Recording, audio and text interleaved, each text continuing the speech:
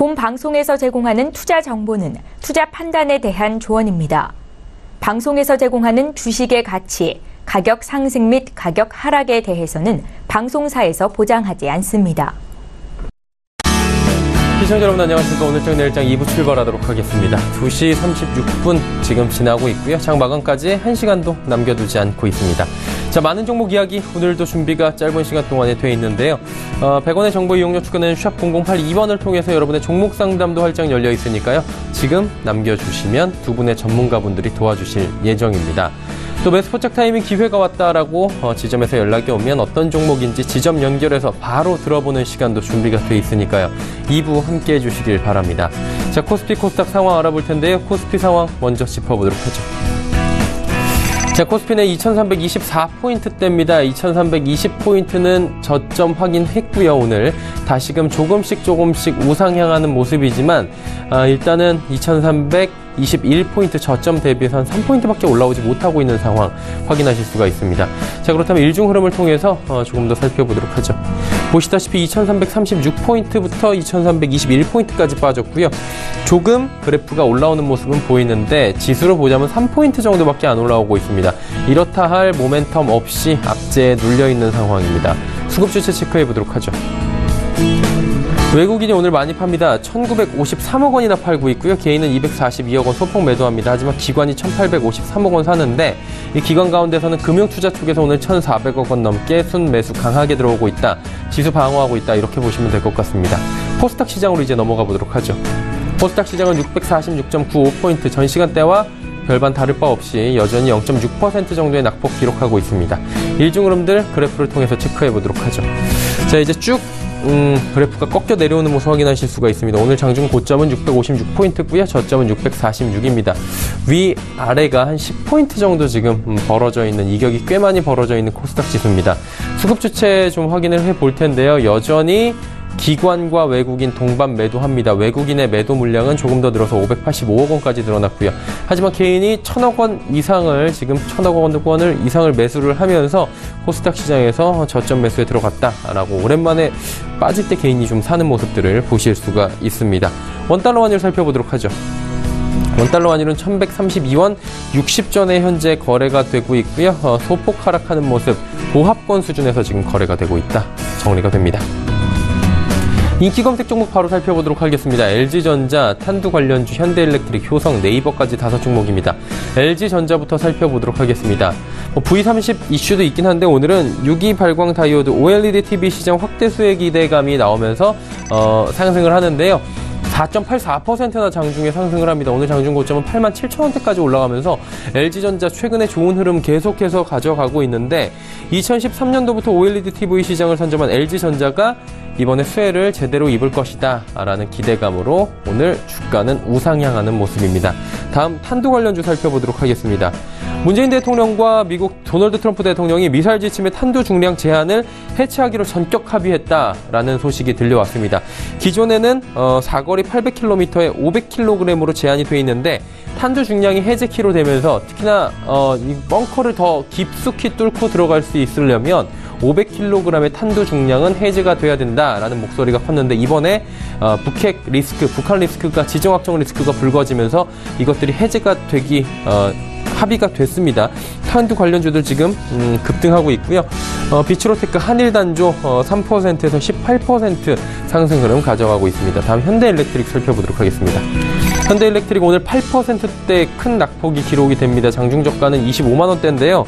유상증자를 한다는 소식이 밝혀졌습니다. 그러면서 장중에 낙폭이 커지고 있는데 일중으로 보시면 쭉 흘러내리는 모습 확인하실 수가 있습니다. 전날 장마감 공시를 통해서 시설투자 2천억 원, 그리고 탑업인 증권 취득에 363억 원, R&D 500억 원 등 2,863억 원 조달을 위해서 주주 배정 후에 실권주 일반 공모 방식의 유중, 주당 한 주를 배정하는 무증 방식을 결정했다라고 밝히면서 주가에는 지금 악재로 작용하고 있는 상황입니다. 다음 효성 살펴보도록 하겠습니다. 효성은 지주사 전환 이슈가 나왔는데요. 3.9% 상승했습니다. 2% 상승해서 지금 3%대까지 쭉 올라가면서 지금 현재 장중 고점과 거의 별반 다를 바 없이 16만 원대까지 터치를 하는 모습인데 효성의 지주회사 전환 및 인적 분할 추진 보도에 대한 조회 공시를 요구했고요. 오늘 저녁 6시까지 이에 대한 답변이 나올 예정입니다. 지금은 확정된 것은 아니고요. 조회 공시를 요구한 상황입니다. 하지만 기대감이 굉장히 많이 올라와 있는 상태네요. 네이버 살펴보도록 하겠습니다. 그동안의 2분기의 불확실성 그리고 성장에 대한 기대감 저하 등으로 실적에 대한 불확실성으로 6거래일 연속으로 하락했었는데 오늘 오랜만에 반등했습니다.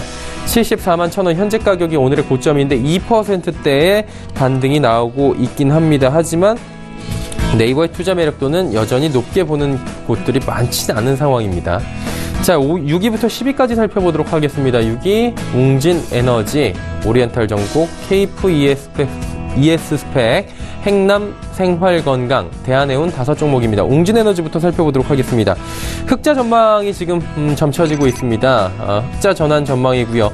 여기에 더불어서 영업이익이 기대치를 상회할 것이다 라는 얘기까지 나오면서 5%대의 강세 흐름을 가져가고 있습니다. 작년 3분기부터 생산한 단결정 웨이퍼의 가격이 내년 상반기까지 견조하게 상승하면서 여러 가지 영업이익에 도움을 줄 것이다 라는 얘기가 나오고 있는 상황입니다. 오리엔탈전공 살펴보도록 하겠습니다. 오리엔탈전공은 상장 적격성 실질 심사 대상에서 제외가 됐습니다. 지금 상한가 직행해 있는 상황인데 일단은 상장 폐지 사유가 발생되지 않았다 이렇게 생각하면 더 쉬울 것 같습니다. 매매 거래를 재개를 했고요. 이에 따라서 상한가 직행한 모습입니다. 자, KF-ES스펙 살펴보도록 하겠습니다. 중국의 2차 전지 5배 증설 지금 얘기가 나왔는데 확고한 기술력이 부각이 되면서 상한가 부근까지 갔고요. 현재도 6,790원, 27% 가까운 상승입니다. 보유하고 있는 대부분 제품이 시장에서 독보적 지위를 구축하고 있기 때문에 향후에 시장 성장성이 굉장히 견조하고요. 기대도 많이 된다라는 중론입니다. 자, 다음 행남생활건강 살펴보도록 하겠습니다. 최대 주주 변경이 됐는데 이 소식이 오늘 악재로 작용을 하고 있는 상황입니다. 유상증자 대금 납입에 따라서 최대 주주가 YD통상에서 마크원 인베스트먼트로 변경됐다고 공시를 했고요. 최대 주주 지분율을 13%를 조금 넘는 수준입니다. 일단은 악재로 5%대의 하락이 지금 이어지고 있는 상황입니다. 마지막 대한해운 살펴보도록 하겠습니다. 3, 4분기에 긍정적인 실적 전망이 나온 상황인데요. 컨테이너 사업부인 SM상선의 외형 성장이 가파르고 저렴한 선박을 확보해서 원가 경쟁력을 가지면서 하반기 기대가 된다라는 이야기가 나오면서 오늘 장중 6%대의 상승 흐름 가져가고 있습니다. 2시 43분 19초 지나가고 있고요. 이 시각 인기 검색 정보까지 살펴봤습니다.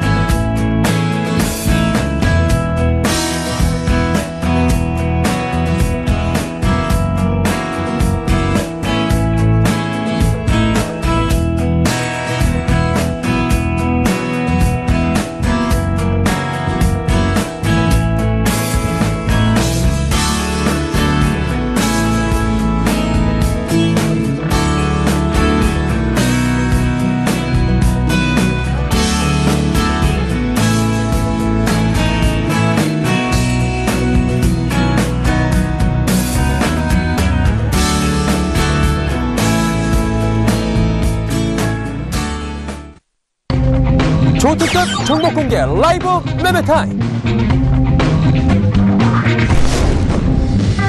가치주 투자 전략 김치균. 애널리스트보다 뛰어난 종목 분석가 김진석.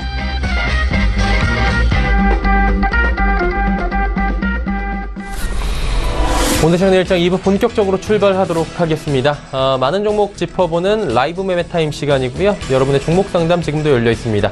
100원의 정보 이용료가 추가되면 샵 0082번을 통해서 종목명, 가격, 비중을 적어서 보내주시면 됩니다. 본 방송에서 제공하는 정보는 투자 판단에 대한 조언일 뿐입니다. 해당 주식의 가치, 수익률을 보장해드리진 않습니다. 오늘 함께 하시는 두 분의 전문가분들 소개해드리도록 하겠습니다. 헌터스경제연구소의 김진석 소장, 동부증권 버머지점의 김치균 대리와 함께합니다. 두 분 어서 오세요. 안녕하세요. 안녕하십니까. 네. 자, 김진석 소장의 이야기부터 좀 들어보도록 할 텐데요. 어떤 종목 들어볼까요? 네, 물론 오늘 뭐 유가증권 시장과 코스닥 시장이 시작한 이제 양대 시장이 이제 약세 모습 보이는데요. 자, 지난주 시장을 잠깐 정리해 보면서 과연 외국계는 이것을 어떻게 반응할까 이런 부분을 보시면 좋겠습니다. 아신 것처럼 지난주 일요일날 북한이 핵실험을 했고요. 그 이후에 어제 가운데서는 외국계가 약 66억의 순 매수를 보이고 있어서 어쩌면 최근 들어서 북한발 리스크에 일단 외국계는 상당히 둔감한 것은 아닌가 이렇게 좀 말씀드려보겠습니다. 물론 오늘 같은 경우에는 1939억의 순 매도를 보이고 있고요. 전체적으로 어제보다 오늘의 전체적인 흐름 가운데서는 외국계가 어제는 둔감 그리고 오늘 민감하게 작용하고 있다 보겠습니다. 따라서 어저께 외국계가 매도했던 종목들 중심으로 리뷰를 잠깐 드리면서 시장에 대한 방향을 같이 좀 찾는 것이 맞다 이렇게 보겠습니다. 첫 번째 최근 들어서 외국계가 정확하게는 어저께 외국계 매도했던 종목 가운데 L전자인데요. 자, L전자가 실은 뭐 신규 스마트폰이 곧 출시됩니다. 뭐 가격도 대충 나와 있고요. 이번에 V30 관련돼 좀 바라본 시각이 좀 긍정적이다 이렇게 보겠습니다. 무엇보다 지난 시기에 발표됐던 삼성전자의 이번에 노트 A색 가격이 100만 원을 좀 넘어서기 때문에 결국 100만 원 넘어선다 그러면 결국 삼성전자의 어떤 핸드폰보다도 L전자 핸드폰으로 갈 것은 아닌가 그런 어떤 기대감이 있고요. 또한 팩트 가운데서 앞서서 기사에도 잠깐 나왔지만 OLED TV 이런 쪽으로 예상보다 L전자가 통상 우리가 100세가 전에 우리가 주자라는 표현을 쓰고 있는 것처럼 기본적으로 가전제품은 L전자가 상당히 좀 브랜드가 있다고 보기 때문에 그런 관점으로 상당히 시그널을 좋게 나오고 있지만 그 가운데서 외국계가 최근 들어서 매수보다 매도가 커지고 있다고 보겠습니다. 자, 기본적으로 외국계가 매도한 패턴들은 기본적으로 실적 발표나 여러 가지로 어떤 디스플레이 즉 언팩 이후에 이 정도 이제 주가 이 정도 언팩이 되고 나면 주가가 기계적으로 파는 것이 최근 들어 외국인의 매매 패턴이라고 말씀 드려보겠고요. 다만 화면을 통해서 잠시 좀 특징적인 부분을 좀 보여주면 좋겠습니다. 자, 곧 보실 의미 가운데서 L전자를 바라보는 증권사 어떤 페이퍼가 올라왔는데요. 예상보다 페이퍼가 좀 애매하게 나오고 있습니다. 9월 1일이죠. 동부증권 같은 경우는 LG전자 목표가 10만 원으로 났고요. 대주권도 목표가 10만 원을 났습니다. 통상 L전자가 실은 작은 기업이 아닙니다. 큰 기업이기 때문에 매출액부터 순이익부터 당기순이익 모든 것들 즉 3분기에 대한 추정치를 해야 됨에도 불구하고 목표가를 2개 회사 때로는 미래세 대우까지 3개 회사가 L전자의 목표가가 같다는 것은 제가 보기에 이것은 그냥 이렇게 그냥 즉흥적으로 정한 건 아닌 것 같고요. 물론 최근 들어서 금감원을 통해서 최근 들어서 목표가 선정하기 위해서 여러 가지 데이터 값이 정확해야 되겠지만 동부증권과 대신증권 그리고 미래에셋증권이 우연찮게 목표가를 10만 원 놓은 걸 보면 과연 L전자를 어떻게 바라봤을지 모르겠지만 기본적으로 애널리스트들이 좀 이것은 석연치 않다 이렇게 말씀드려보겠고요. 정리하면 어저께 L전자 관련돼서는 외국계가 매도했다 이런 부분들 다 말씀을 드리겠습니다. 자, 두 번째 메리츠 종금입니다. 최근 들어 메리츠 종금 관련돼 가지고 소위 증권회사 다니시는 분들이 메리츠 종금증권에 계약적으로 많이 들어갑니다. 거기는 뭐 여러 가지로 영업이나 이런 부분도 자유롭기 때문에 아무래도 시청자 여러분께서 경제방송 가운데서 메리츠 종금 나오신 분들이 아마 그런 성격의 직원이 아닌가 싶고요. 최근 들어서 메리츠 종금을 비롯해서 기본적으로 증권사의 기본 패턴들은 9월 1일 전후로 많이 좀 고민을 좀 가지고 있습니다. 특히 지난주 주일날 지난주 일요일날 북한의 핵실험 이후에 앞으로 시장에 대한 방향성 어떻게 할까 패턴의 고민 가운데 두 개의 어떤 패턴 나오고 있습니다. 기본적으로 대주권은 앞으로 주가 하락할 것입니다. 평가를 가지고 있고요. 그 외 유한타나 다른 증권사에서는 지금을 저점으로 매수를 했죠. 이렇게 상당히 엇갈리게 나오고 있다는 것은 그만큼 증권사의 방향이 상당히 어렵겠다 보고 있고요.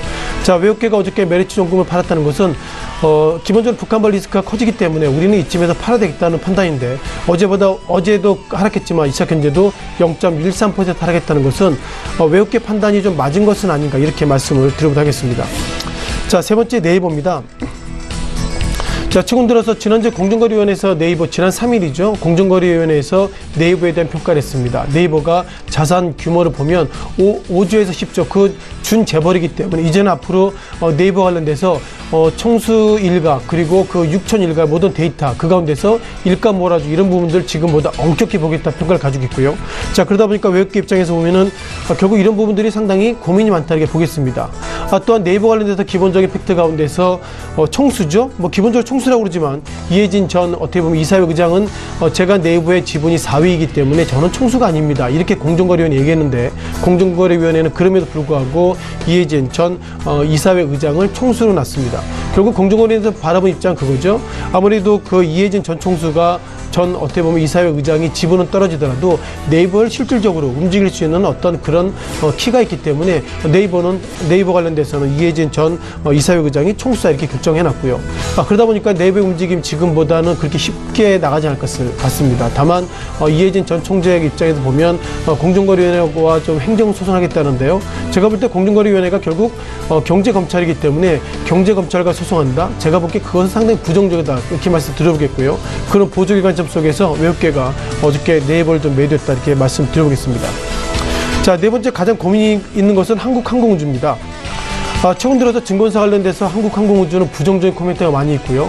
검찰 수사 소식 그리고 한국항공우주 관련돼가지고 채용이나 이런 부분들도 상당히 적절하지 않다. 이런 관련돼서 계속 현재 검찰 수사를 하고 있는데 자, 그럼에도 불구하고 증권사에서 목표가가 좀 많이 올라왔습니다. 8월 16일, 17일 이 정도 되면 아무래도 그 한국항공우주를 그 회계 감사했던 모 회계법인이 한국항공우주의 회계는 적정합니다. 그런 평가를 가지고 있고요. 또한 미국의 블랙락이죠. 상당히 정말 글로벌한 어떻게 보면 투자 운용 회사인데 자, 그런 회사도 한국항공우주의 지분을 늘여놨다는 것은 우리가 바라볼 때는 그런 최근 수련을 비롯해서 이렇게 소위 방산비리 이것이 정말 있는 것인가 이렇게 좀 퀘션 마크가 있다 이렇게 보겠고요. 그럼에도 불구하고 블랙락 즉 미국의 대규모 운용사가 한국항공우주의 주가를 샀다는 것은 제가 볼 때는 이런저런 비계량적인 이유를 떠나더라도 한국항공우주가 지금보다 상승할 여지가 있다 이렇게 블랙락을 매수했다고 말씀드려보겠고요. 다만 외국계가 한국항공우주를 매도했다는 것은 앞서 강조드렸던 것처럼 검찰 수사 소식 그리고 수령 관련돼가지고 방산비 이런 것들이 상당히 엇갈리기 때문에 그런 관점으로 외국계 투자사는 매수했지만 외국인들은 전일 한국항공우주 관련돼서 매도했다고 말씀드려보겠고요. 최근 들어서 수급의 의미를 보면 외국계가 오늘까지 4거래일 정도 순 매도가 연속 있었습니다. 어제도 97,000여 주의 순 매도가 있고요. 지난 3일 전에도 39,000여 주 등 기본적으로 최근 들어서 개인과 기관들은 그렇게 순매수가 상당히 폭이 적음에도 불구하고 외국계는 한국항공우주를 오늘까지 4일째 순매도했다는 것이 기본적으로 눈에 띈 것 같습니다. 자, 마지막으로 BJF 리테일입니다. 자, BJF 리테일이 왜 이렇게 많이 빠졌을까요?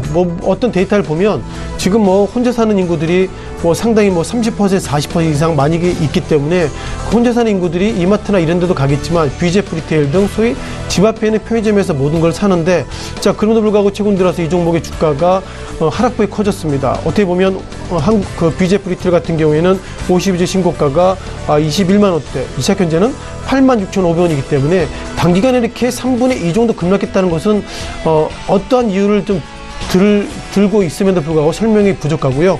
다만 그래도 하나 있는 것이 내년부터 즉 시청자 여러분께서 편의점에 가셔서 담배를 사든 뭘 사시든 혹시 젊은 친구들이 있다면 그 친구들은 아르바이트생일 확률이 많은데 내년부터는 7,530원 최저임금이 좀 높아졌다는 관점이고요. 자, 그러다 보니까 증권사 유통 관련 애널리스트들은 내년부터 최저임금이 된다면 올해보다 똑같은 매출인 상태에서 실적이 부진할 것입니다. 이런 어떤 상당히 양반된 모습을 가지고 있습니다. 따라서 BJF 리테일 비롯해서 몇몇 종목들 소위 편의점주의 종목들이 올 한 해 들어서 정확하게 최저임금을 내년부터는 7,530원 하겠습니다. 그 이후로부터 주가 하락했다 했다는 것은 그만큼 최저임금이 상당히 민감한 부분인 것 같은데요. 제가 볼 때는 그럼에도 불구하고 BJF 리테일 등 어떻게 보면 오너나 점주는 적게 먹더라도 사회의 어떤 그 경제민주화를 위해서는 서로 간에 좀 나눠 먹는 그런 전략이 필요할 것 같고요. 그럼에도 불구하고 증권사에서는 아직까지도 BJF 리테일 비롯해서 소위 편의점주와 관련돼서는 최저임금이 아직까지 충격이 큽니다. 그런 관점으로 전일 외국계가 매도했다라고 말씀을 마지막으로 드렸습니다. 네, 알겠습니다. 외국계가 매도한 종목들 5종목들 LG전자부터 BJF 리테일까지 쭉 살펴보면서 여러 가지 이슈들을 하나하나 짚어봤습니다. 자, 이제 김치균 대리의 종목 이야기를 해보도록 하겠습니다. 대리님 어떤 종목부터 가볼까요? 네, 저 OCI부터 시작하겠습니다. OCI는 지난주부터 소개해드린 종목인데요. 그 당시 현재가 매수 의견을 드렸었습니다. 만약 매수하지 못하셨다면 주가 조정 시 매수 의견을 드리겠습니다. 최근 폴리실리콘 가격 동향은 상승세를 보이고 있다는 점이 긍정적으로 생각하고 있고요. 4월 저점 대비해서 20%가 넘는 가격 상승률을 지금 보이고 있습니다. 그러니까 폴리실리콘 가격이 그렇게 상승하고 있습니다. 요사이 폴리실리콘 가격 상승의 그 주된 이유로 꼽히는 것은 미국이 11월 달에 그 세이프가드를 발동할 가능성이 있다는 소식이 나오면서부터입니다. 그 세이프가드가 발동되기 전에 미국으로 태양전지를 수출하려는 움직임이 늘어나면서 폴리실리콘에 대한 수요가 늘어났고요. 이것이 폴리실리콘 가격의 상승의 주된 요인이라고 보시면 되겠습니다. 이후에도 11월달 이 다음에도 폴리실리콘 가격은 나쁘지 않을 거라고 생각하고요. 신한금융투자 리포트에 따르면은 중국의 태양광 설치 목표가 상향되었다고 합니다. 원래는 2020년까지 100기가와트를 설치할 예정이었는데 2017년 상반기에 목표치에 이미 도달해서 7월 말에 2020년까지 86.5기가와트의 추가적인 설치 목표를 발표했습니다. 2015년 3분기에 2.3조 원에 달하던 순차익금도 올해 2분기 말 기준으로 해서 1.1조 원 규모로 줄어들어서 OCI의 재무 구조도 안정되었고 앞으로 OCI의 순이익 증가 가능성이 좀 엿보이길래 추천드렸습니다. 서두에서 말씀드렸던 것처럼 주가 조정 시에 21선 부근에서는 매수 관점이고 목표 가격은 12만 원, 일단 1차적으로 12만 원 제시해드리겠습니다. 다음은 한국전력입니다. 지난주 후반에 한국전력의 주가가 하락하는 모습을 보였고요. 단기 하락으로 판단하기는 합니다만은 4만 500원까지 하락할 가능성이 있어 보이길래 일단 당분간 관망 의견을 드리겠습니다. 한국전력은 거의 1년 가까이 4만 원에서 4만 8천 원대의 박스권 흐름을 보였는데 당분간 관망하시고 만약 주가가 더 하락해서 4만 500원 부근에서는 추가 매수를 하셔도 된다고 봅니다.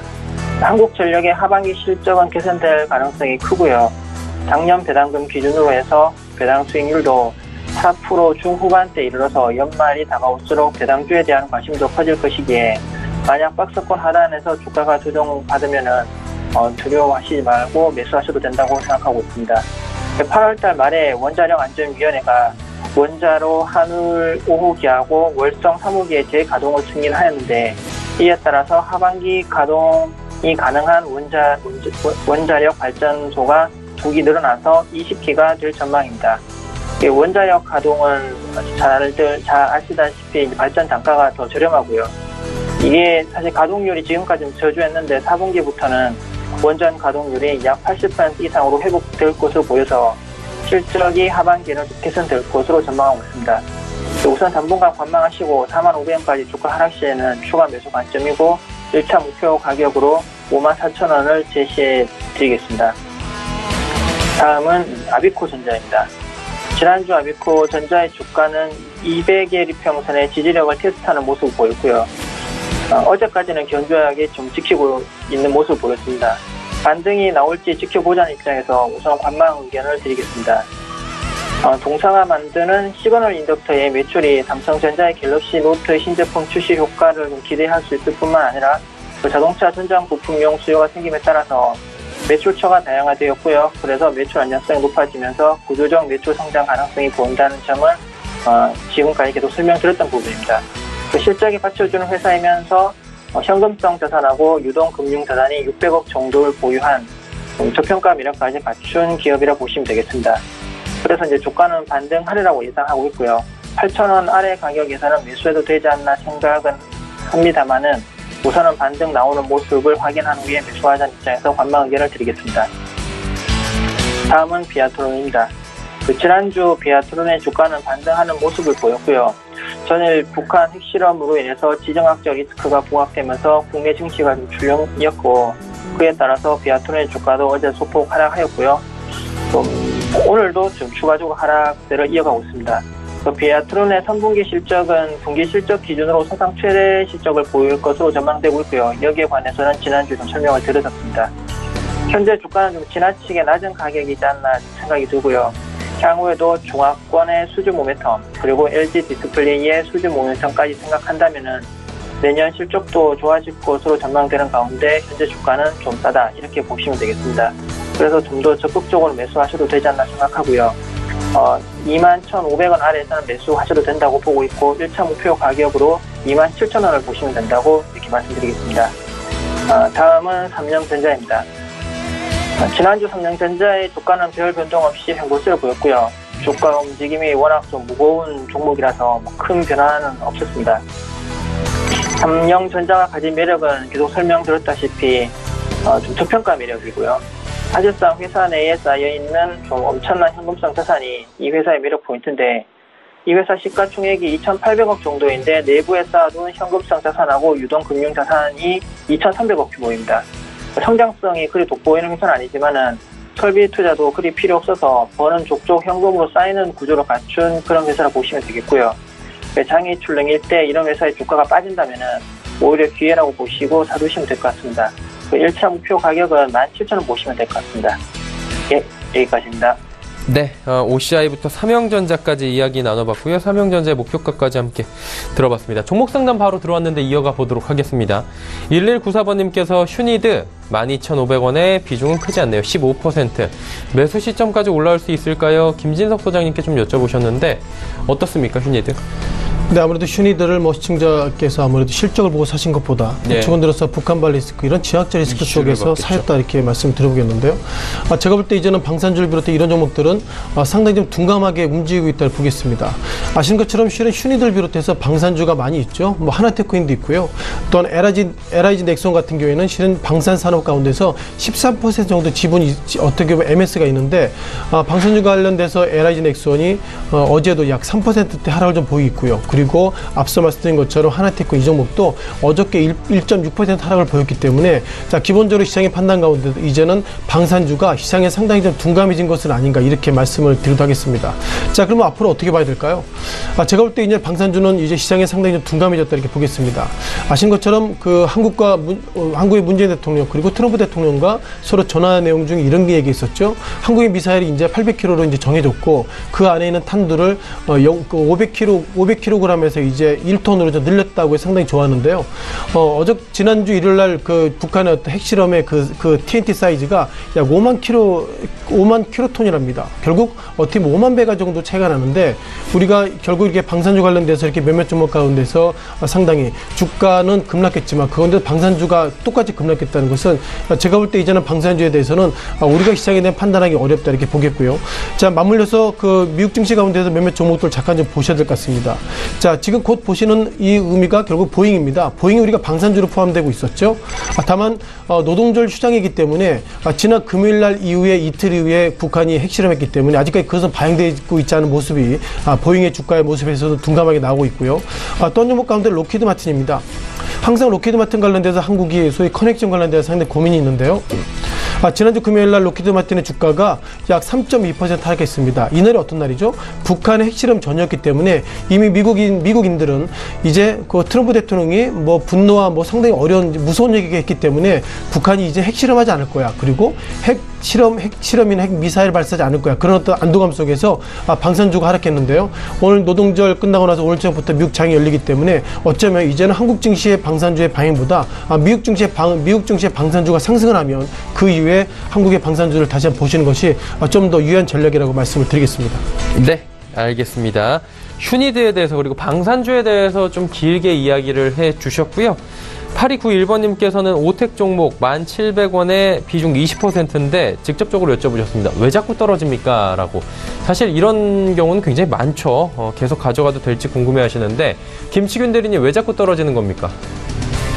예, 우선 방금 전에 질문하셨던 것처럼 좀 떨어진 이유는 2분기 실적 발표 나고 나서 이제 급락을 했는데 그 2분기 실적을 보면은 좀 단기 뭐 매출액이나 영업이익적인 측면은 전년 동기 대비해서 괜찮았지만은 단기 순이익 측면에서 좀 약간 좀 많이 줄었습니다. 그 이유가 찾아보니까 통산임금 소송 관련해서 충당금하고 성과급의 일회적인 비용이 발생하면서 그렇게 그 충격 때문에 주가가 좀 빠진 걸로 보여지고요. 이거는 일회성입니다. 말 그대로 일회성이고 다음 분기부터는 이런 비용이 추가적으로 발생하진 않는 비용이니까 다음 분기 실적부터는 이제 그대로 회사의 그 영업 실적대로 그대로 나올 거라고 보시면 되겠고요.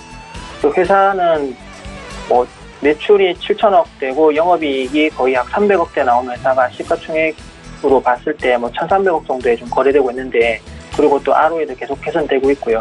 그 수익성도 계속 개선되고 있는 회사라서 좀 좋게 보셔도 되겠고요.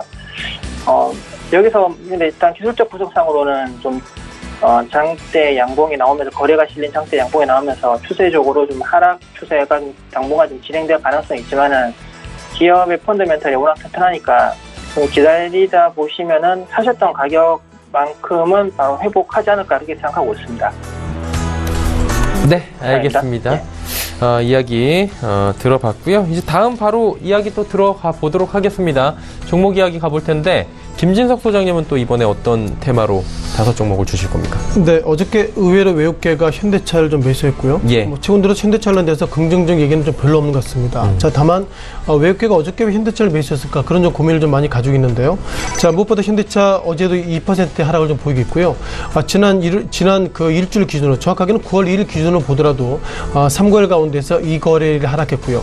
아무래도 뭐 현대차 관련돼서 시청자 여러분께 충분히 아실 것입니다. 뭐 북한발 리스크도 있겠지만 기본적으로 중국 관련돼서 상당히 매출이 별로 안 좋다. 그리고 미국과 소위 유럽 관련돼서도 현대차의 어떤 기본적 MS가 좀 떨어지고 있다. 그런 어떤 부정적인 얘기는 나오고 계실 것 같습니다. 또한 이제 베이징 현대죠. 베이징 현대 소위 한국과 중국의 그 합작 기업 가운데서 베이징 현대 가운데서 뭐 기름 납품업체 돈을 안 줘가지고 현재 뭐 잠깐 공장이 좀 중단되는 것처럼 기본적으로 현대차는 차량입니다. 차량 같은 경우는 상당히 복합비유라는 표현을 쓰고 있고요. 어떤 기사를 보니까 약 2만여 부품 들어간다는데 그 가운데서 하나만 안 들어가도 결국 공장이 서 있을 정도로 이것은 결국 현대차를 바라보는 그만큼 현대차 구매 고객들 입장에서 보면 상당히 신뢰가 떨어지는 건 아닌가 그런 좀 말씀을 좀 드려봐야 되겠는데요. 자, 그렇지만 눈에 띄는 것들은 외국계가 최근 들어서 매수했다고 볼 수 있는데요. 제가 볼 때 눈에 띄는 것들은 외국계는 매수 그리고 기관의 매도를 보이기 때문에 현재까지 흐름을 보면 이것은 결국 일시적인 매수이지 않나 이렇게 좀 저 개인적으로는 상당히 좀 축소해서 말씀드려보겠습니다. 자, 현대차가 50일 신고가가 17만 원대고요. 이 시각 현재 13만 8천 원대이기 때문에 오르게 된다면 아마 이런 이유겠죠. 자, 주가가 하락할 만큼 하락을 하고 실적이 부진한 만큼 모든 실적이 있기 때문에 그 대신에 이제는 오를 날만 나왔습니다 하는데 저 개인적으로 현대차가 외국계 매수했다는 것 아직까지 딱히 이해되지 않고 있습니다. 다만 이걸 통해서 팁을 좀 얻어봐야 되겠습니다. 자, 먼저 포드부터 말씀드려봐야 되겠죠. 자, 포드의 주가입니다. 포드가 2017년 1월 달에 어떻게 주당 13달러 그리고 최근 들어서는 뭐 지난 8월 18일 날에 10.47달러까지 하락했고요. 어떻게 보면 최근 들어서 최근 올해부터 작년 어떻게 보면 외국계 자동차 기업들 그리고 국내 자동차 기업들이 전체로 하락했다는 것을 보면 과거에 우리가 현대차의 주가가 상당히 올랐을 때 기대하지 마시고 포드의 주가 즉 미국의 가장 전통적인 포드의 주가만 보더라도 주가가 그만 하락한다는 것은 이제 미국 시장의 자동차 업종이 포화됐다 이렇게 좀 보이면 좋겠습니다. 또 한 팩트 가운데 제너럴모터스인데요. 이건 앞서 드린 설명과 좀 다른 설명을 좀 드려야 될 것 같습니다. 자, 제너럴모터스 소위 GM이죠. GM 같은 경우에는 2017년 5월 달에 31.92달러 그리고 어떻게 보면 이제 노동절 전 같은 경우에는 37.75달러까지 상당히 단기간에 급등하는 모습을 보이겠고요. 아무래도 이것은 이렇게 해석하시는 게 좋을 것 같습니다. 자, JP모건은 GM 관련된 어떤 평가를 내리고 있냐면요. 이번에 허리케인 하비가 이제 어떻게 보면 텍사스 중심으로 소위 수많은 폭우가 있기 때문에 그때 침수된 차량들이 있어서 GM을 비롯해서 소위 미국의 자동차 회사들이 어떻게 보면 침수 차량 교체 그런 시기가 맞물렸다고 보겠습니다. 따라서 GM과 한국 현대차하고 같이 좀 비교할 수 없지만 기본적으로 미국 시장 관련돼서도 이번에 허리케인 하비의 충격이 있다면 침수 차량 그런 부분에 있어서 일정 부분 대체 수요가 있을 수 있지만 그것이 한국의 현대차까지 가기는 어렵다 이렇게 말씀드리겠습니다. 자, 두 번째 N소프트입니다. 자, 증권사 관련된 N소프트에 대한 평가가 두 가지가 있는데요. 자, 무엇보다도 증권사 관련돼서는 N소프트의 주가가 상당히 고평가됐다 평가를 가지고 있고 또 옆에 있는 증권사에서는 아직까지 오르려면 아직도 남았다 이 평가를 가지고 있는데요. 자, 무엇보다 N소프트 관련돼서 오늘까지 5거래일 정도 상승했고요. 자, 5거래일 가운데 어떤 일이 있었죠? 지난주에 어떻게 보면 한국의 지정학적 리스크 그리고 지난주 일요일날 북한 어떤 핵실험 이후에도 불구하고 어저께 3.91% 어쩌면 어저께 그렇게 어려운 날임에도 불구하고 주가가 더 급등했다는 것은 많은 참여자 가운데서 이제 한국 증시 가운데도 업종별로 충격이 크지만 이제는 게임 업종으로 시각을 좀 바꿔야 되는 것은 아닌가 그런 관점으로 결국 지정학적 리스크 가운데서 마지막에 쉼터는 어떻게 보면 게임주의지 않을까 그런 어떤 외국인들의 색깔 N소프트의 어떤 순매 속에서 느낄 수 있다 보겠습니다. 자, 세 번째 SK하이닉스입니다. SK하이닉스가 지금 결정이 됐나요? 아시는 것처럼 도시마 메모리 관련돼서 WDC 즉 웨스턴 디지털과 어떻게 하면 하겠다 이렇게 하다가 다시 한번 그것이 결렬이 돼서 또다시 SK하이닉스가 도시마 메모리 인수 관련돼서 좀 어떻게 좀 할 수 있다 이런 예상보다 평가가 좀 커지고 있고요. 여기서 우리가 고민은 그것입니다. 자, 그렇다면 도시바 메모리가 그 SK하이닉스 인수하려고 그럴 때 효과, 그리고 WDC를 인수할 때 효과를 보면 기본적으로 일본 도시바 메모리에서 바라본 시각은 한국계 기업이 그 일정 부분 도시바 자회사를 가져간다면 일본의 어떤 기술 이런 부분들이 한국에 전이될 것은 아닌가, 즉 이전될 것은 아닌가, 그런 우려감이 커지고 있고요. 자, 그러다 보니까 똑같은 조건 가운데서 웨스턴 디지털이 현재 도시바 메모리하고 국제 그 상사거래소에서 이제 소송 중입니다. 즉 어떻게 보면 그 도시바 메모리가 SK하이닉스 등에 매도한다면 그것은 적절하지 않다. 그게 소송 중인다는 것을 말씀드려보겠고요. 이미 9월입니다만 8월달까지 일본의 그 미주어 은행을 비롯해서 몇몇 개 은행들이 도시바 메모리에게 했던 얘기가 뭐냐면 8월 말까지 정리하지 않으면 어떻게든 처리하겠다. 그런 어떤 시간차 공격이 있는 가운데서 아직까지 WDC하고 계약 이런 부분을 밀리고 있다는 것은 뒤집어보면 어쩌면 SK하이닉스와 다시 한번 손을 잡을 수 있지 않나, 그런 관점으로 외국계가 선행적으로 대응했다고 보겠습니다. 자, 네 번째 아모레퍼시픽입니다. 아모레퍼시픽이 52주 신고가가 41만 원대고요. 이 시간 전체는 28만 4천 원대입니다. 아무래도 많은 분들, 시청자 여러분께서 지점의 지점장들과 얘기하시면은 아모레퍼시픽이 왜 이렇게 빠져요? 그러면 하는 얘기가 뻔한 얘기죠. 중국 사드 배치 관련돼서 그래서 빠집니다 이런데 어쩌면 악재가 더 늘어났습니다. 뭐가 늘어났죠? 이제는 북한이 이번 핵실험 이후에 그 미국과 그리고 한국이 이제 계속 얘기된 것 중에 하나가 똑같이 미사일의 사거리는 800km지만 그 탄도에는 폭탄이 0.5km에서 이제 1톤으로 늘어난다는 것. 그리고 정한되면 이제는 뭐 전술핵을 비롯해서 우리 국방장관이 지금 미국과 얘기하는 것이 전술핵도 우리가 해보겠다 이런 얘기가 있는데요. 만약에 그렇게 된다면 이제는 북한 입장에서 보면 우리를 이제 핵 보유국을 인정해달라. 이제 한국은 북한이 이제 핵 보유국이기 때문에 우리는 전술핵을 만들겠다. 이런저런 이슈가 있다는 것은 그만큼 중국 입장에서 보면 지금보다 더 사드를 넘어서서 상당히 한국 시장을 경제적인 보복을 할 수 있다. 이런 어떤 부정적인 이유가 있기 때문에 상당히 아모레퍼시픽 관련돼서 부정적인 이슈가 있었습니다만 그럼에도 불구하고 외국계가 5월까지 3거래, 5월까지 4거래일째 매수하고 있는데 아직까지 이런 매수에 대한 방향은 어떻게 설명드릴 수 없겠지만 기사를 보면 부정적인 내용이 더 많다 보겠습니다. 자, 마지막으로 삼성물산입니다. 자, 삼성물산은 아시겠죠? 뭐 송사가 진행 중이라는 것이고요. 이 종목이 52주 신저가가 11만 8천 원대, 이 시각 현재는 신저가에서 소폭이나 늘은 12만 5,500원이고요. 제가 볼 때 삼성물산은 3분기, 4분기 그리고 내년에도 실적이 좋아진다 하더라도 이번 이재용 부회장 관련돼서 소송이 끝나는 그때까지는 상당히 변동성이 커질 수 있다 이렇게 보겠습니다.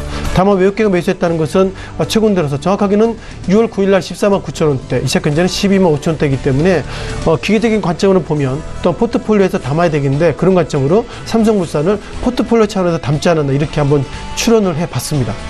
네, 삼성물산 이야기 나눠봤는데 5종목 중에 삼성물산 하나만 좀 여쭤보도록 하겠습니다. 많은 분들이 지금 궁금증을 갖고 계신 부분이 이재용 부회장 송사와 관련된 부분이잖아요. 이 부분이 지금 어떻게 진행이 될 것이냐. 사실 이거는 재판부밖에 모르는 상황이긴 해요.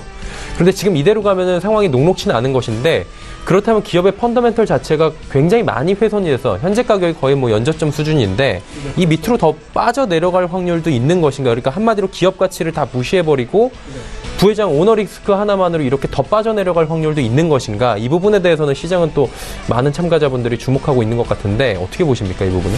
네, 무엇보다 이것은 결국 뭐 개인의 부분이기도 하겠지만 외국인도 그리고 국가도 상당히 좀 집중돼서 보는 것 같습니다. 다만 앞서서 오너 리스크 말씀하셨는데요. 자, 이재용 부회장이 어떻게 보면 지난 2월이죠. 2월 달에 그 서울구치소에 소위 입감됐을 때 그때 모든 기사나 증권사에서 이런 얘기 했습니다. 이재용 부회장이 지금 구속돼 있다면 결국 오너 리스크가 있기 때문에 주가가 하락할 것입니다. 얘기했는데, 자, 그럼에도 불구하고 그 이후에 신고가 랠리를 갖고 있고요. 다만 그것을 어떻게 바라봐야 될지 상당히 고민이 됩니다. 다만 외국계가 바라볼 때는 지난 1심 때 일단 5년을 소위 구형을 했고요. 이제는 2심, 이제 3심이 계속 진행되는데 중요한 것은 좋을 때는 모릅니다. 다만 삼성전자가 최근 들어서 주가가 상승했던 것이 이재용 부회장의 빈자리가 있던 없던 오르는 것이 아니라 그동안 뭐 반도체 관련돼서 이런 부분들이 글로벌 증시 가운데서 상당히 상승 모멘텀이 있기 때문에 결국 이재용 부회장, 즉 오너의 빈자리가 티가 나지 않았었는데요. 뭐 시장의 변동성이 상당히 커지겠죠. 다만 앞으로 그 삼성전자가 과거에 그 하만을 관련돼 가지고 또 다른 어떤 M&A 하려고 할 때 과연 전문 경영인이 이재용 부회장, 즉 어떻게 보면 오내 판단을 좀 넘을 수 없다고 보겠습니다. 따라서 현재까지 티가 안 나지만 만약에 삼성물산 그리고 삼성전자 등 앞으로 어마무시하게 중대한 그 가운데서 경영적인 판단할 때는 제가 볼 때 전문경영인은 판단할 수 없습니다. 전문경영인이 판단을 잘못하면 본인이 다 뒤집어 쓰기 때문에 자 그럴 때는 결국 오너의 빈자리가 티가 나는 것 같고요. 따라서 지금 뭐 월가에서도 삼성전자 그리고 삼성물산의 방향성 어떻게 보면 삼성전자보다 삼성물산의 방향성이 상당히 커지고 있는데 제가 볼 때는 이번에 이재용 부회장 관련돼서 결국 그 국민연금 이런 부분들이 계속 논방이기 때문에 이와 관련돼서 시장이 상당히 민감하게 움직이고 있다 보겠고요. 따라서 증권사에서는 기본적으로 삼성물산에 대한 방향성을 증권사에 18만 원 때로는 뭐 19만 원까지 올려놨는데 제가 볼 때 삼성물산의 방향성은 이번에 1심 이후에 2심 때로는 3심에 따라 상당히 움직인다 이 정도밖에 말씀을 좀 못 드릴 것 같습니다. 네, 일단은 뭐 심도 있게 분석을 또 말씀드리니까 해주셨고요. 다음 김치균 대리 살펴보도록 하겠습니다. 김치균 대리님 이번엔 어떤 종목 볼까요? 네, 와이솔부터 시작하겠습니다. 와이솔은 예전에 한번 설명드렸다가 7월 중순경에 좀 급락하면서 매도 의견을 드린 뒤에 그 지난주부터 다시 소개해드리는 종목이고요. 그 매매 전략부터 말씀드리자면은 현재가에 매수하셔서 1차 목표 가격은 17,000원 정도를 보시면 되지 않을까 이렇게 생각합니다. 와이솔에 대해서 좀 설명을 드리자면은 와이솔은 통신 단말기에서 필요한 주파수를 구분하는데 쓰이는 부품을 국내에서는 유일하게 제조하고 있고요. 이 통신 모듈인 RF 모듈을 스마트 TV에 공급하고 있는 회사이기도 합니다. 이제 매출 비중을 말씀드리자면 SAW 그러니까 아까 말씀드렸던 통신 모듈에서 필요한 주파수를 걸러내는 부품을 SAW 필터라고 하고요. 이게 전체 매출에서 80% 정도를 차지하고 RF 모듈은 전체 매출에서 20% 정도를 차지합니다. 와이솔이 만들고 있는 SAW 필터는 그 4G에서 5G로 넘어가게 되면은 필요한 개수가 증가하게 되는 특징이 있고요. 그래서 와이솔도 이제 자체적으로도 향후에 이쪽 수요가 많이 증가할 것이라고 보고 공장 증설을 하고 있습니다. 중장기적으로 매출 확대가 될 것으로 기대해 볼 수 있는 점이기도 합니다. 통신 모듈 사업에 대해서 좀 설명을 드리자면은 SK텔레콤이 IoT 전용망인 그 LORA라는 것을 출시를 했는데 동사가 와이솔이 그 IoT 모듈 납품사로 선정되었습니다. 현재는 IoT 전용망 시장이 좀 초기 단계이긴 하지만은 향후에 이쪽 시장 성장과 고객사 확대로 인해서 수혜가 좀 전망이 되고 있습니다. 최근에 대주주가 그 대덕GDS로 바뀌었는데 대덕GDS와의 시너지 효과도 좀 기대해 볼 수 있는 측면이 있어서 말씀드리는 거고요. 그래서 현재 주가에 매수하셔서 1차 목표 가격으로 17,000원 정도로 보시면 되지 않을까 이렇게 생각합니다. 다음으로 이제 고려아연이고요. 최근 고려아연의 주가 흐름은 양호한 상승세를 계속 보이고 있습니다. 그 2분기에 실적 발표한 이후에 큰 폭의 상승세를 보였고 최근 아연 가격이 톤당 3,000달러를 돌파함에 따라서 하반기 실적 증가를 예상할 수도 있는 상황이 되었습니다. 추가적으로 동사는 올해 안에 공정 합리화를 통해서 연간 1,000억 정도의 원가 절감을 이제 기대할 수 있다고 하고요. 마진 개선에 도움될 만한 요소입니다. 최근 신흥국 경기가 좋아지면서 구리를 비롯한 원자재 가격 상승이 이어지고 있는데 아연 가격도 가격 항체를 보일 것으로 전망하고 있습니다. 얼마 전부터 소재 업종에 대한 매수세가 계속 이어지고 있는데 이러한 수급적인 요인도 고려하면은 고려아연에 대한 좀 긍정적인 마인드를 가지고 좀 매수 관점으로 접근하셔도 되지 않나 이렇게 생각합니다. 그래서 20일 이평선까지 주가 조정 시에는 매수 관점으로 대응하시면 되겠고요. 1차 목표 가격은 55만 원 정도로 보시면 되겠고 그 다음 목표 가격은 한 60만 원 정도 보시면 되지 않을까 이렇게 생각합니다. 다음은 동아기업입니다. 지난주 동아기업의 주가는 200일 이평선에서 반등해서 상승하였다가 어제 북한발 지정학적 리스크가 터지면서 일시적으로 하락하는 모습을 보여줬습니다. 동아기업은 주택 마감 단자를 만드는 기업인데 이미 확보된 분양 물량 때문에 2018년까지는 순이익이 증가할 것으로 예상합니다. 다만 정부의 부동산 대책으로 인해서 2018년 이후에 부동산 경기에 대해서는 부정적인 시각이 있고요. 이 때문에 주가 흐름이 부진한 게 아닐까 이렇게 생각합니다. 하지만 동아기업은 해외 진출을 통해서 실적 성장을 이끌어내고 있는 점이 좀 긍정적으로 보시면 되겠는데 이 회사가 2012년에 베트남 공장 1라인을 준공해서 2015년부터 실적에 반영이 되었고요. 매출이 1,100억 원 정도 나오고 영업이익률은 36% 정도 나와서 좀 해외 진출이 성공적이었다 이렇게 평가할 수 있겠습니다. 올해 4월에는 베트남 2라인을 준공을 하였는데 그 1라인 규모의 한 60% 정도 된다고 하고요. 그 향후에 600억 정도의 매출액과 최대 180억 정도의 영업이익이 추가되는 것을 기대해 볼 수 있는 대목입니다. 여기에 더해서 태양합성이라는 것 회사를 인수해서 중장기적으로 기업 성장 스토리를 갖춰 나가고 있다, 이렇게 보시면 되겠고요. 34,000원 정도에 매수하셔서 1차 목표 가격으로는 46,000원 정도로 보시면 되지 않을까, 이렇게 보고 있습니다. 다음은 이노션입니다. 이노션은 지난주 전 고점을 넘어섰다가 다시 소폭 하락해서 20일 부근까지 좀 하락하였고요. 71,000원 아래 가격에서는 매수해도 된다고 이제 생각하고 있고, 1차 목표 가격은 80,000원을 제시해드리겠습니다. 이 회사는 현대자동차 그룹의 주력 광고사이고요. 9월 중순에 제네시스 G702 출시됨에 따라서 스팅어, 코나, 스토닉에 이어서 신차가 나옴으로 인한 광고 매출 모멘텀이 이어지리라 이렇게 기대하고 있습니다. 그리고 2018년 2월에는 평창 동계올림픽이 열리는데 올림픽 광고 특수도 기대해 볼 수 있는 점이 있습니다. 현재 좀 기아차 미국 매체 대행 관련해서 M&A 이슈도 있어서 하반기 주가 상승이 예상되는 부분도 있고요. 올해 6월부터 기관 매수세가 이어지고 있어서 수급적인 측면도 양호하다고 이렇게 말씀드릴 수 있겠습니다. 마지막으로 유진테크 말씀드리고 마치겠습니다. 유진테크는 이번 주 처음 소개해드리는 종목이고요. 그 다음에 가온미디어 대신 이제 소개해드리는 종목입니다. 유진미디어는 주요 고객사의 투자가 3D 랜드에 집중되면서 다른 종종 장비업체들에 비해서는 주가 상승률이 좀 떨어졌습니다. 왜냐하면은 그 거래사가 기존 2D 랜드 플라즈마 장비를 개조해서 3D 랜드 장비로 사용하면서 유진테크의 플라즈마 장비 매출이 작년 하반기에 좀 주춤했기 때문입니다. 하지만 지난 5월달에 올해 5월달에 독일의 엑시트론사를 인수함으로써 해서 증착 장비 일종인 그 ALD 장비와 그리고 유진테크의 플라즈마 장비를 통해서 3D 랜드 장비 수요에 대처할 수 있게 되었습니다. 그래서 고객사가 여기에 더해서 고객사가 DRAM 투자를 확대하는 좀 기조가 반지됨에 따라서 기존에 유진테크가 납품하고 있던 LPCBD라는 장비, 이것도 증착 장비 중의 일종입니다. 이 장비의 매출 증가를 기대해 볼 수 있는 대목도 있습니다.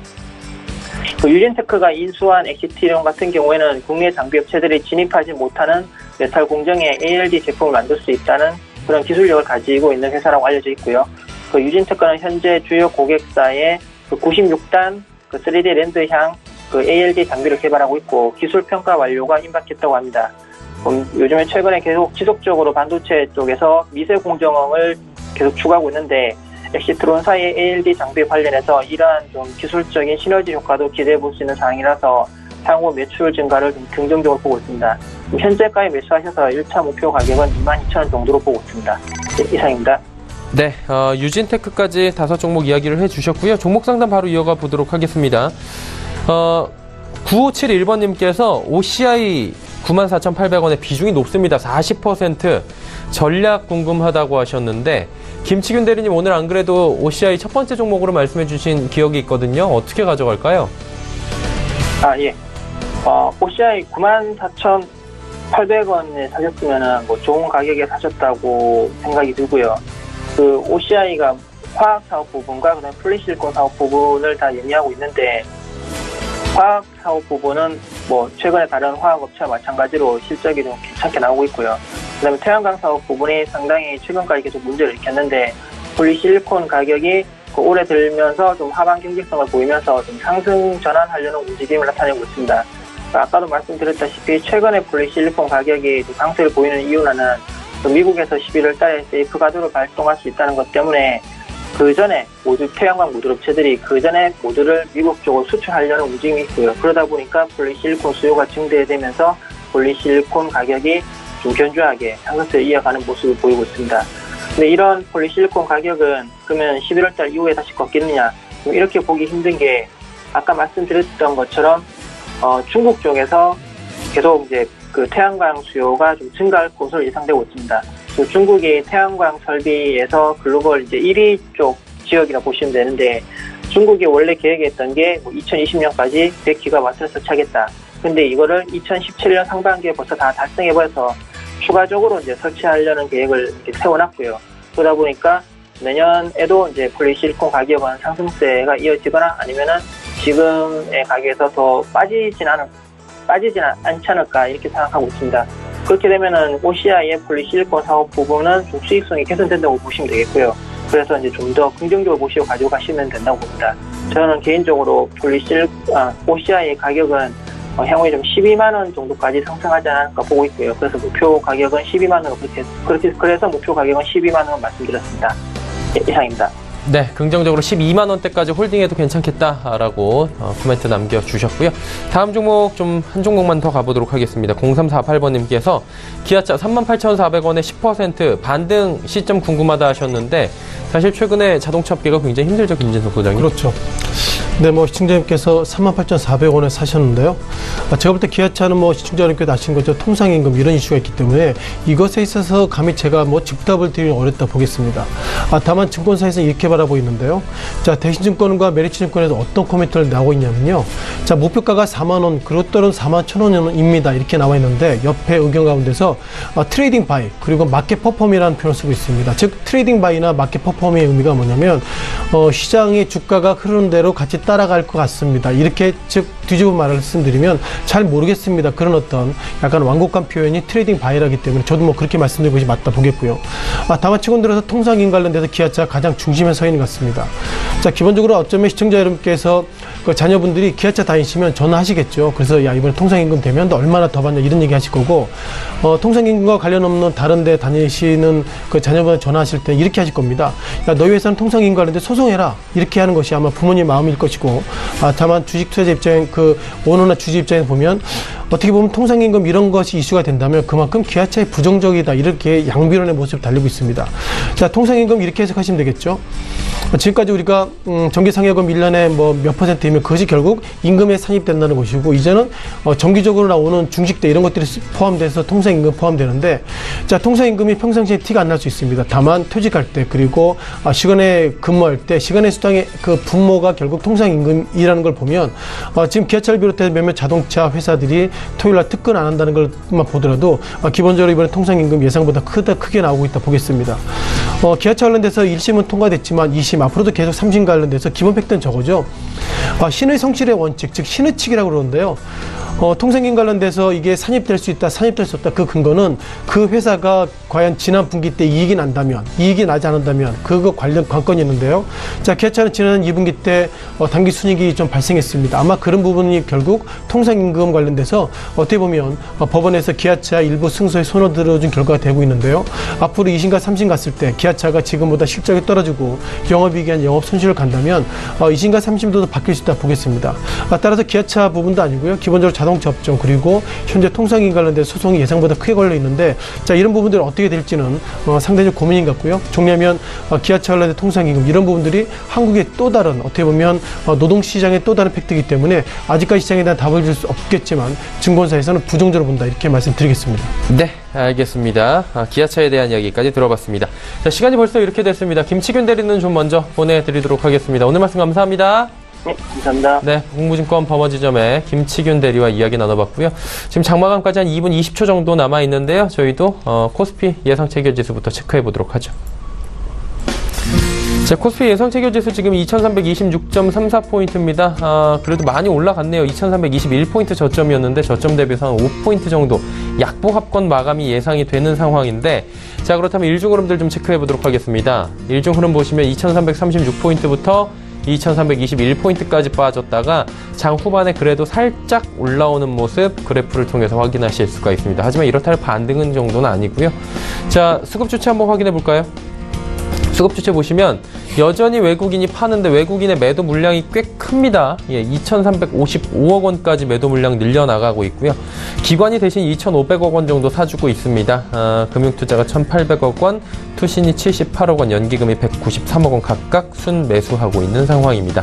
개인도 오늘 한 500억 원 가까이 팔고 있는 상황입니다. 시총 상위주들 빠르게 살펴보도록 하겠습니다. 삼성전자, SK하이닉스만 오르고요. 나머지 종목 모두 빠지고 현대차 같은 경우에 낙폭이 조금 더 커졌습니다. 6위부터 10위 살펴보도록 하죠. 전체적으로 파란불이 더 많은데요. 네이버만이 오늘 기술적 반등 구간에서 살짝 올라오는 상황입니다. 코스닥 시장 체크해 보도록 하죠. 코스닥도 많이 빠졌다가 그래도 650포인트 부근까지 올라와서 마감될 것으로 예상이 됩니다. 650선 탈환하는가? 이 부분 좀 지켜봐야 될 것 같은데 일중 흐름들을 체크해 보도록 하겠습니다. 비슷한 그래프 형태입니다. 한 2시 정도의 저점 찍고 다시 올라오는 모습 확인하실 수가 있는데 반등까지는 아니고요. 역시나 약보합권 수준까지 올라오고 있습니다. 자, 이제 수급 주체 마지막으로 확인해 보도록 하겠습니다. 개인만이 913억 원 사고요. 외국인이 매도 물량 547억 원까지 늘립니다. 기관도 307억 원 순 매도하고 있습니다. 시총 상위주들 살펴보도록 하겠습니다. 시총 상위주들 보시면 셀트리온 헬스케어 강보합권으로 메디톡스도 강보합, CJ ENM도 강보합권으로 모두 변환이 됐고요. 슈젤만이 지금 0.73% 정도 빠지고 있는 상황입니다. 자, 이제 6위부터 10위까지 마지막으로 체크할 텐데 바이로메드와 신라젠이 지금 하락 반전했고요. 나머지 종목들은 소폭씩 올라갑니다.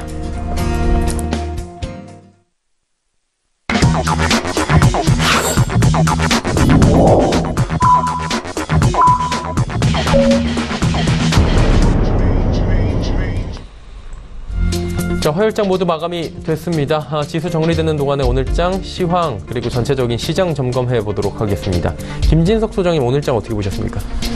네, 오늘 시장을 넘어서 이번 주 시장이 좀 상당히 좀 둔감해졌다 이렇게 보겠습니다.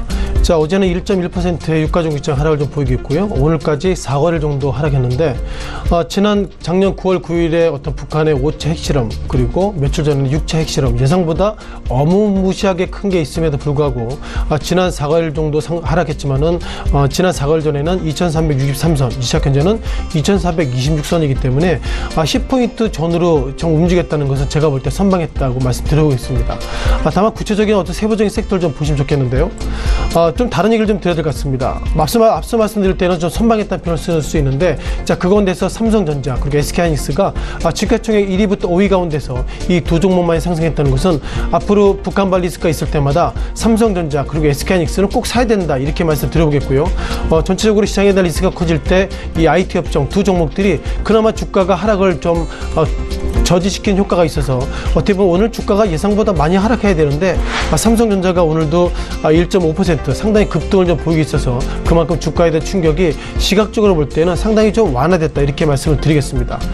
또 환율에 대한 베이스를 좀 말씀드려봐야 되겠는데요.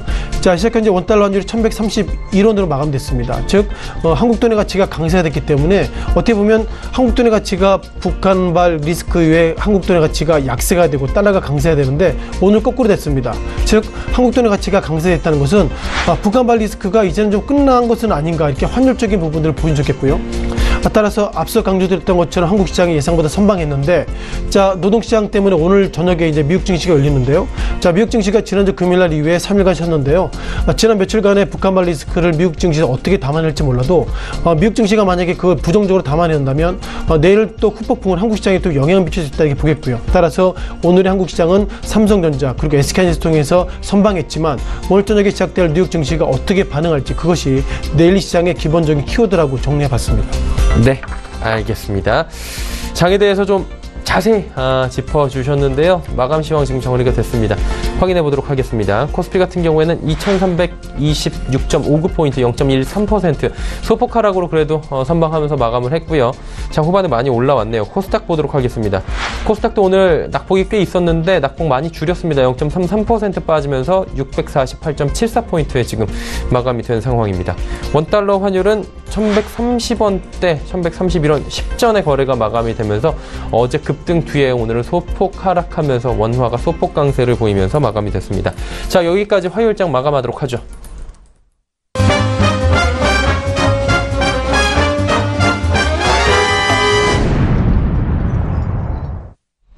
조금 전에 함께 하신 라이브 매매타임의 수익률 점검 바로 들어가 보도록 하겠습니다. 화면으로 만나보시죠. 자, KTB 투자증권 여의도 지점의 이성훈 과장 LG전자를 이야기를 해주셨었습니다. 8월 28일 월요일에 매수를 했고요. 일주일 정도 지금 지났습니다. 13.5%나 지금 상승이 일어났습니다. 전화 연결해서 좀 자세히 이 이야기 들어보도록 하겠습니다. 오늘도 상승 흐름 가져갔는데요. 이성훈 과장님 나와 계십니까? 네, 안녕하십니까. LG전자가 추천해주신 이후에 지금 지속적으로 우상향을 하고 상승폭도 연일 커지고 있거든요. 어떻게 운영을 하는 게 좋을까요, 앞으로? 네, 우선은 지금 현재 어떤 지정학적 리스크가 있는 상태에서 이제 IT의 주도를 중심으로 한 이 경기민감주의 하락세가 좀 있는 상태에서 LG전자의 상승세가 어떻게 보면은 어떤 이제 지정학적 리스크를 이기면서 주가를 좀 수익을 볼 수 있는 종목 중에 하나가 LG전자이지 않을까 이렇게 판단이 됩니다. 오늘 같은 경우에도 외국인들 매수세가 강하게 유입되고 있는데 역시 스마트폰 V30에 대한 평가도 좋긴 하지만 OLED TV 시장 확대 아마도 어떤 이 호재 부분이 지금 섞여 있는 상태에서 지금 외국인들 매수세를 이끌고 있다라고 생각이 되고 있고요. 우선은 V30 시리즈 같은 경우에도 미국 출고가가 지금 $700대 중후반에 결정될 가능성이 크기 때문에 삼성전자의 스마트폰 갤럭시 노트 8보다도 20만 원 가량 저렴한 수준이라고 볼 수 있겠습니다. 그렇기 때문에 어떤 스마트폰의 시간이 지날수록 스마트폰의 어떤 기능 부분이 평균적으로 되는 현재 상황에서 이 LG전자의 V30에 대한 판매가 더 놓을 가능성이 있다라고 생각이 되고 있고요. 또 OLED TV 시장 쪽에서의 어떤 선점을 2013년부터 LG전자가 계속 하고 있는데 이런 점에서 OLED TV에 대한 어떤 공개의 효과가 분명히 있다라고 좀 생각이 되고 있고요. 이런 점이 3분기 영업이익을 증권사들 컨센서스를 6천억 이상, 작년 대비해서 100% 이상의 영업이익 달성에 대한 기대감이 높지 않을까 이렇게 판단이 되고 있습니다. 지금 현재 수준에서도 저는 충분히 보유하는 관점, 추가적인 매수도 가능하다고 생각을 하고 있지만 지금 시장 전체적인 상황을 봤을 때 추가 매수보다도 보유하신 분들 같은 경우에 갖고 계신 분들은 보유하는 관점으로 계속 가는 게 낫지 않을까 판단이 됩니다. 네, 현재 구간 역시 긍정적으로 본다라고 코멘트 남겨주셨습니다. 오늘 말씀 감사합니다. 네, 감사합니다. KTB투자증권 여의도 지점의 이성훈 과장과 이야기 나눠봤고요. 내일의 일정 투자 정보들 바로 정리해드립니다.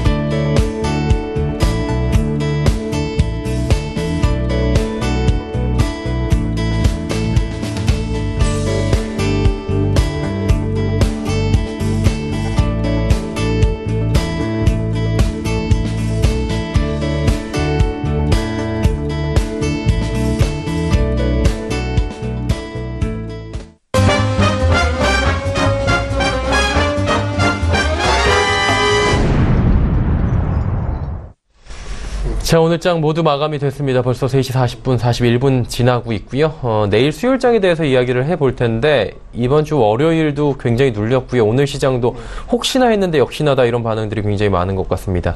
그리고 내일도 저희가 뭐 상승 쪽으로 가닥을 잡을 수가 없는 상황이기 때문에 내일 이슈나 이런 점들을 좀 짚어보면서 내일장 좀 점검해야 될 것 같습니다. 어떻습니까? 자, 무엇보다 이번 주에 일단 그 미국의 베이지북이 좀 발표되는데요. 예. 자, 베이지북은 데이터 이렇게 보시면 좋겠습니다. 미국이 상당히 큰 나라이기 때문에요. 각 지역의 연원 총재들이 결과값을 가지고 베이지북에 대한 데이터를 좀 보고 나서 9월 말에 시작될 9월달 FOMC 회의 때 기준금리 올릴까 동결할까 그런 어떤 데이터가 실은 뭐 베이지 색깔이라고 해서 베이지북이라고 말씀드려보는데요. 따라서 이번 주에 나올 베이지북의 어떤 결과값이 9월달 FOMC 기준금리에 대해서 방향성을 좀 결정한다 이렇게 보겠습니다. 또한 이번 주 어제 같은 경우에는 피농업 부분이 미국의 기본적으로 데이터 나왔는데요. 자, 미국은 기본적으로 기준금리 올리게 된다면 결국 실업률 상당히 한국도 신경 쓰지만 실업률이 좀 상대적으로 떨어지고 즉 반대적으로 좋아지고 있는 그리고 물가 이렇게 몇 가지가 좋아져야지 기준금리를 올리는데 예상보다 이번에 비농업 부문의 어떤 실업률이 좀 높아졌습니다. 결국 이것이 상당히 좀 그렇게 기대치보다는 그래도 덜 떨어졌다지만 이번에 어떻게 보면 지난 8월달 이후에 어떻게 보면 허리케인 하비 충격을 반영하지 않았기 때문에 이것을 반영한다면 예상보다 비농업 부문이 지금보다 충격이 클 것이다. 그런 관점으로 9월 말에 시작될 9월달 FOMC 때는 기준금리 동결로 좀 가닥을 잡지 않나 이렇게 보겠습니다. 지난 시기 우리가 학습 효과가 있었죠. 3월달, 6월달, 9월달, 12월달 1년에 4번은 제니 앨런 의장이 기준금리에 대해서 가부간에 결정을 하고 나서 기자들과 얘기하는데 3월달에 기준금리 올렸죠. 또한 6월달 올렸기 때문에 그렇다면 그리고 옐런 의장이 원래 했던 얘기가 뭐냐면 기준금리를 4번 정도 올리겠습니다. 때론 3번 올리겠습니다. 이러면 9월달 아니면 12월달에 올릴 것이다 하는데 최소한 9월달은 트루가 아니라 펄스 즉 올리지 않을 것 같다. 이런 쪽에 좀 무게가 많이 실려있다 보겠습니다. 네. 여기서 우리가 제니 앨런을 잠깐 좀 지켜봐야 될 것 같은데요. 자, 내년 2월 달이면 제니 앨런 의장이 이제 연준의 임기 만료입니다. 물론 트럼프 대통령이 앨런 의장 관련돼서 작년 대선 과정에서는 앨런 의장은 상당히 부정적이겠습니다만 올해 들어서는 앨런 의장이 어떻게 보면 내년 또 연임할 것은 아닌가 그런 긍정적인 얘기했는데 잭슨 홀 미팅 때 앨런 의장이 트럼프 대통령 관련돼서 정책을 잘못하고 있다. 이런 반대적 얘기했다는 것 자체가 옐런 의장이 내년 2월 연임 관련돼서 나는 좀 자유롭다 이렇게 좀 판단인 것 같습니다. 또한 팩트 가운데서 조세제도 개편인데요. 자, 트럼프 대통령이 지난 대선 과정에 했던 얘기가 뭐냐면 법인세를 인하하겠습니다. 즉 최고 35%에서 15% 그러니까는 20%포인트를 인하하겠다는데요.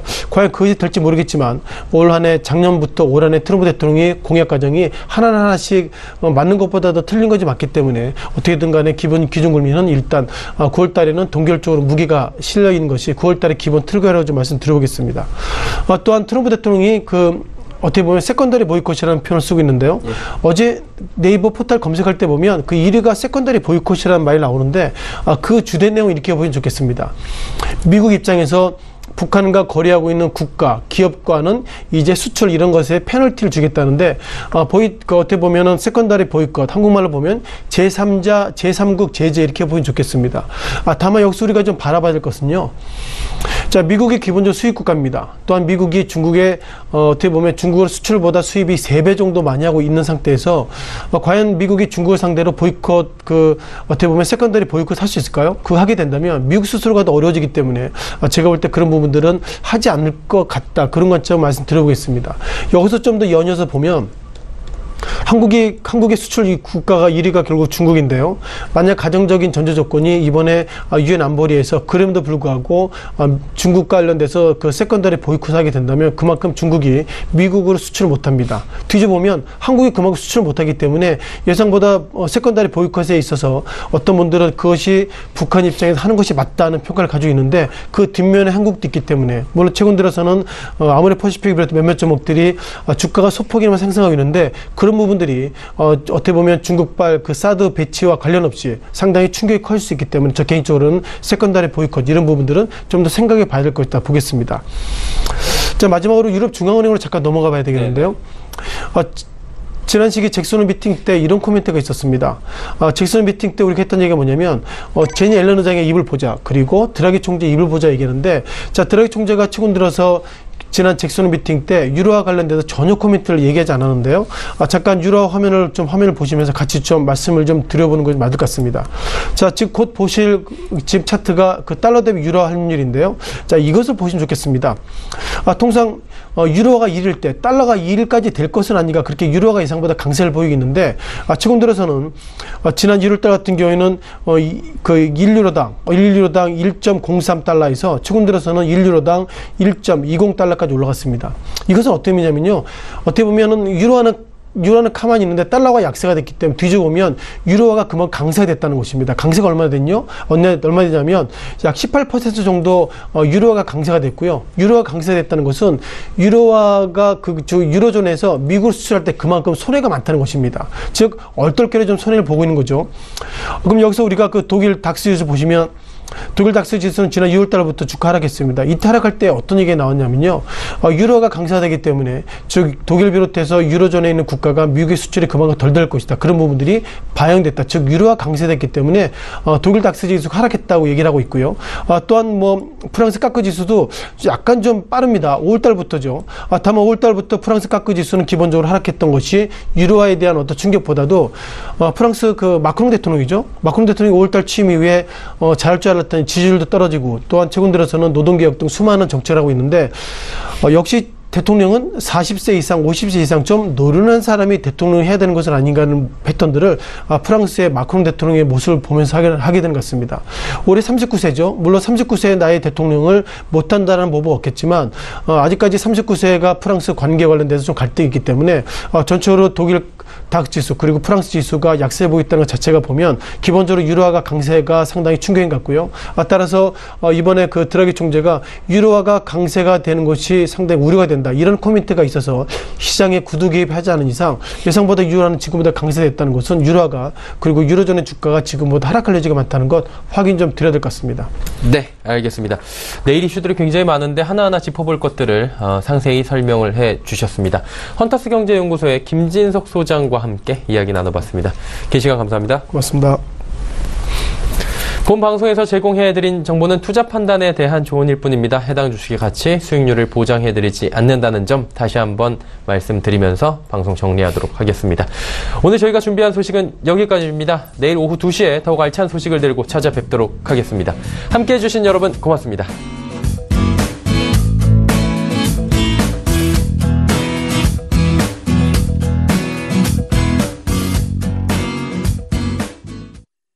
본 방송에서 제공하는 투자 정보는 투자 판단에 대한 조언입니다.